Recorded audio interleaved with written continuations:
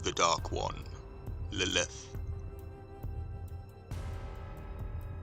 We can now understand why it was that in the Theology of Eridu, the sun god was the offspring of Enki and Davkina.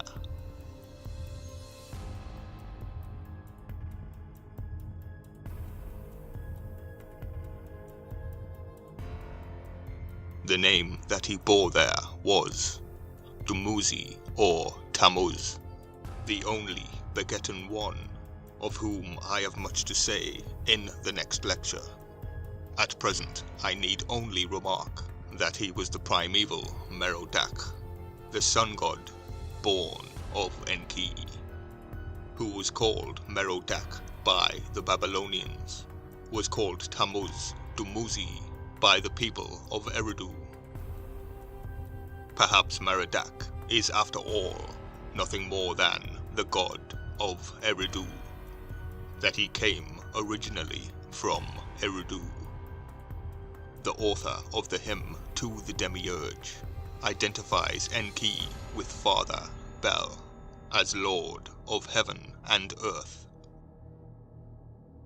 Enki was indeed a Baal or Bel to the Semites, to whose age the hymn belongs. But the particular Bel with whom the poet wishes to identify him was Enlil, the supreme god and demiurge of Nippur, the modern Nifer.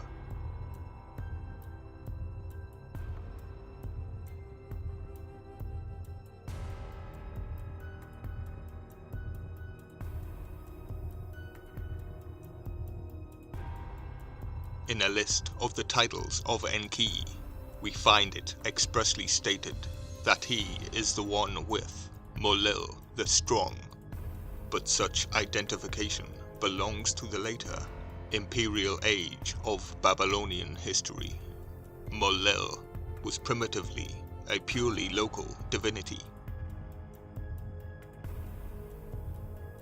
In a list of the titles of Enki, we find it expressly stated that he is the one with Enlil the Strong, but such identification belongs to the later imperial age of Babylonian history. Enlil was primitively a purely local divinity, standing in the same relation to his worshippers at Nippur that Enki stood to his at Eridu.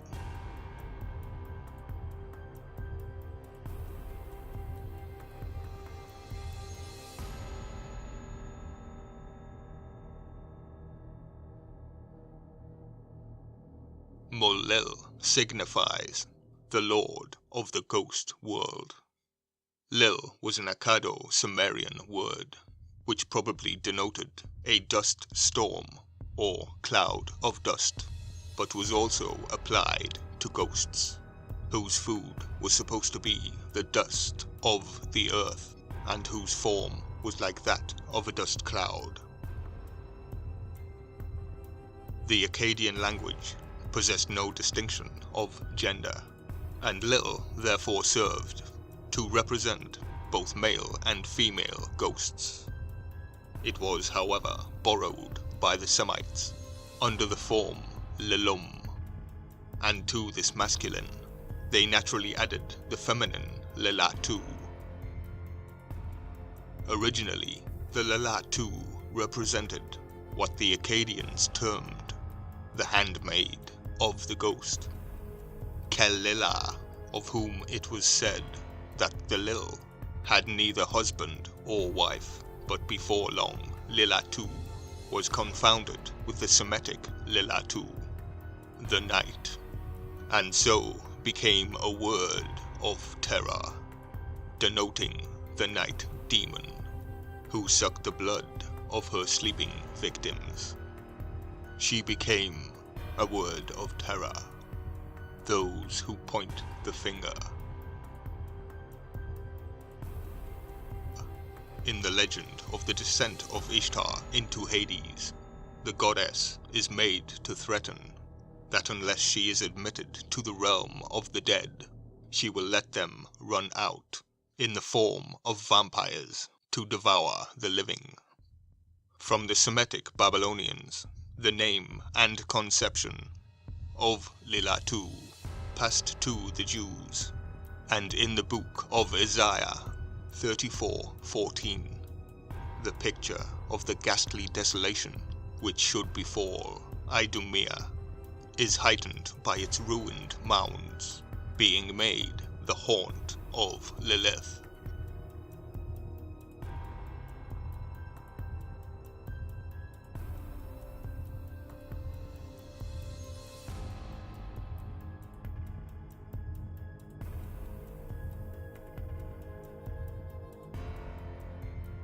According to the rabbis, Lilith had been the first wife of Adam and had the form of a beautiful woman.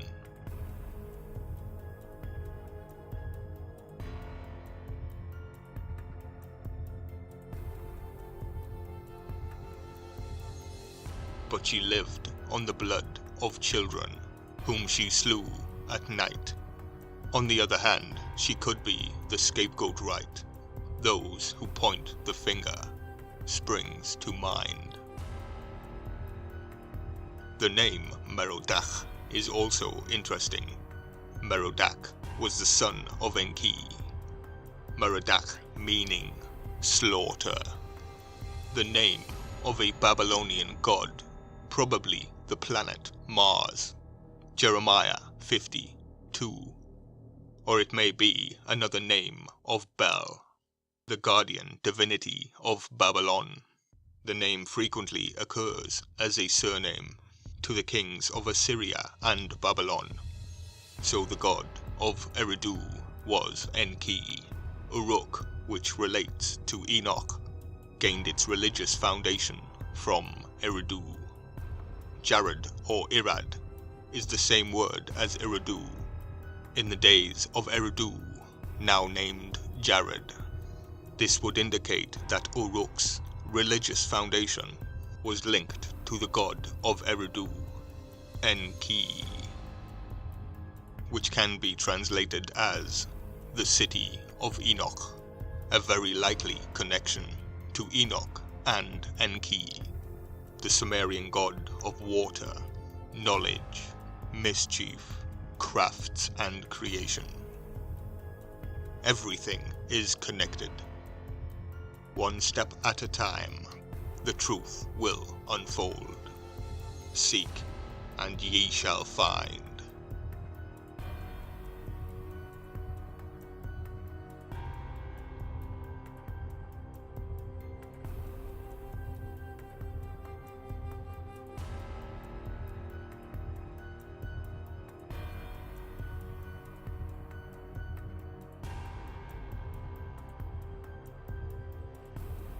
Please hit that notification bell to ensure you're notified of each upload. Share, like, comment and subscribe to support the channel for more ancient mystery.